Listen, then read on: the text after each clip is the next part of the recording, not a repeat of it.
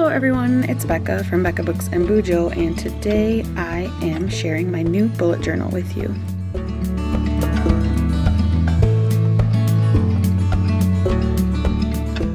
With the start of a school year and a new job, I decided I wanted to try out a new journal that would maybe be a little less work for me.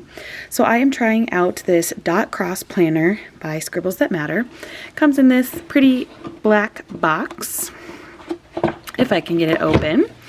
And I got this color. I can't remember what color they called it, but it's a light green, apple green kind of. And I already set up my pages so far. I'm going to zoom in a little bit. And I'm just going to chat through what I've got set up so far. So we'll open her up. And on the first page, I just wrote my name. It's my journal. It welcomes you to this journal. It says, in your hands is the key to unlock the next 365 days. So this is a year-long journal. Embrace the journey, chase your dreams, and create moments. Let's make the next 12 months the best yet. In the first full spread, we get kind of like a life planning page. You get to talk about your past, but then also your future. So it says, let's start this journey by taking a bird's eye view of your life. Only by understanding your past and envisioning your future can you set the right priorities for the year ahead. I'm not so into this right now, but I might fill it out eventually, or I'll just use the dot grid for something. And then here we have a vision page. Similarly, we are looking for the future you in 4 different categories. So how will you be happier in 12 months? How do you think you'll be healthier, wealthier, or wiser? Again, I don't know if that's for me, but maybe I'll fill it out later. And sorry for the shadows. I'm in a new spot in my desk and lighting might just be weird. Here is a year overview, and because this journal you can start wherever in the year, they actually give you 2 year overview spreads. 2024 is where I'll start, and September is technically the month I'll start this calendar, but I've only got stuff in here for October and November so far. And then here is 2025. Again, I don't have very many things populating these spreads, but as the year moves on, we will definitely make use of this. I feel like these lines are a little bit narrow for me, and especially the width, but I'll be able to just fit like one thing per line, which is a little restrictive, but that's okay. I also plan on using this side over here for my passwords spread because I didn't create one later on in the empty dotted pages. So I thought this would make good use of a spread that I might not otherwise fill. All right, jumping forward, we have my 24 goals in 2024. Because this journal will only cover the last 4 months of 2024 for me, I decided to just focus on the goals that I have left and how I will track them. So there are a few things that I have to do every month, and I also have a little section down here for the goals I have already completed. So it'll be fun to populate this as the year finishes. And then my bookish goals, I am waiting to fill this in until the end of August so that I know where I stand with all of my bookish goals. I might be pretty close on some of them, and so I don't want to put them in here without knowing exactly all of the numbers. So I'll fill this in at a later date.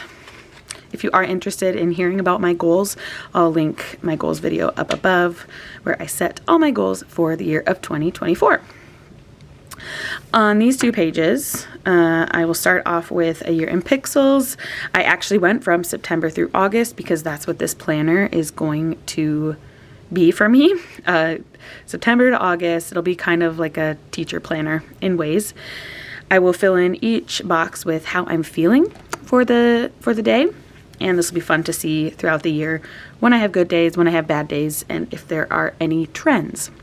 On this side, I'm not quite sure exactly what I want to do. It either might just be like a brain dump page or like a future me problems where I might not have space in other parts of the journal to just list things that I need to do at some point. I also thought about doing some Patreon planning. I'm just not quite sure, and I'm going to leave things a little bit up in the air for now, which is good. I think that's good because I don't know exactly what I'll need in a planner with a new job. Next up, we've got my YouTube planning pages. I post very consistently on Sundays and Wednesdays, so this will be a great way for me to schedule my videos out and see what is upcoming. I also think I'll use this section here for ideas of what videos I might want to film, but also I might do a subscriber tracker or something fun. So we'll see what I can do with this space in the future. I plan on tracking Instagram somehow on these pages, but again, I don't really know how I want to move forward with that. I also might do Patreon here too if I want to make this spread a future me problems. So again, I've got some wiggle room, which I enjoy because I want to make this planner work for me. Next up, we've got the monthly spread. And this is why this planner is called a dot cross planner, because it gives you empty dot pages every once in a while, and in the back actually there's plenty of empty dot grid pages, but they also have some of the spreads set up for you already. And because I use a monthly calendar like this already, I thought this journal would work really well for me. So I went ahead and decided to choose like a color theme instead of doodling. Again, I want to just kind of go more for minimalism. I want the pops of color, but I don't necessarily want the doodle aspect of a bullet journal. So we have some colors. I love just this kind of, I don't know, jewel tone-ish color palette. And I will go in later and fill in all of my events for September. It's nice because there's always 6 weeks in every month, but then there will always be like a good week to 2 weeks that you won't use. So I'm trying to decide if there are things I could put in these empty boxes. If you have any ideas for them, let me know. I also think I will keep like a monthly task list over on the right side here. I love the possibilities of what this spread can do for me. Then we have the weekly spreads, and this journal will have 5 weeks right in a row after each monthly spread. So this is the first week in September. It is Monday to Sunday, which I do like to do my weeks like that, but it'll take some getting used to having my months on a Monday to Sunday planner. Anyway, moving back to the week, I went ahead and marked that it's going to be week 36. This is like a small section for this week to-dos, I assume. There's a place for 5 habits that you can track for the week. And then obviously your boxes for each day of the week. I think, section these off. I think the top section will be events or appointments, and then I think I'll just leave the bottom 3 sections for to-do lists. I think that is what I use mostly, and so I think that'll work. I also, in this bottom section, decided to create my cleaning and health trackers. If you've watched my bullet journal setups for a while, you will know that I had a whole monthly page dedicated to cleaning and health trackers. I decided to split them up weekly. I didn't want to get rid of them completely, but I just didn't have room to make a whole monthly tracker with the spreads that they give you. So I decided to try weekly. We'll see how it goes. But I love that there's just some empty dot grid space for notes, for whatever I feel needs to go here. That's just, I think, open to so much possibility, and I love that I have that freedom. So like I said, there are 4 more weekly spreads, which should get me through the end of September. Ooh, is there 5 more? 1, 2, 3, 4, no, 4 more. I can count. And then lastly, there is just one empty dot grid spread that you can do whatever you want before the next month starts. I decided to make it my reading tracker. I love these little progress bars that I make for each book that I read. I love to see my progress throughout the month, so I wanted to keep this in here. I also decided I would list my TBR on the left side and my reading goals for the month on the right side. So this will just catch all things reading that I want to track on a more daily basis. And then when I finish books, that's when I put that into my reading journal.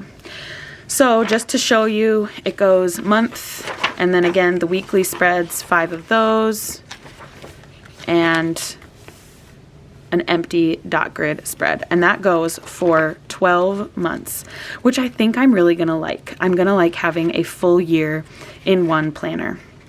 After the last month, there is extra space. I think it's like 20 dot grid pages, extra space and it gives you a lovely list of ideas, which I enjoy having. I would have maybe just preferred another dot grid spread, but that's okay.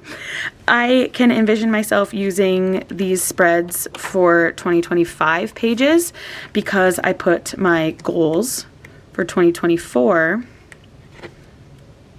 right up here.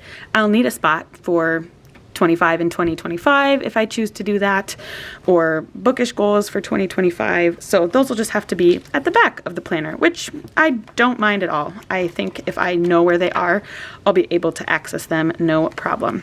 At the back, we have a pen test. This is looking back on your journal. Just flip through your journal and see where you have come from the first page to the last. And then there's always a pocket at the back of Scribbles That Matter journals, and it's nice to just store notes or anything else you may need. So that is my journal for the new year. I loved my bullet journaling days of where I was super doodly and creative, but I honestly think with 2 kids and a new job, I've just decided on something different and new, and I'm excited to give it a try. Let me know what you think of this new journal and what your favorite part about it is. I'm really looking forward to the structure, but also the freedom. I think it'll be great. Thank you so much for watching, and I will see you in another video very soon. Bye.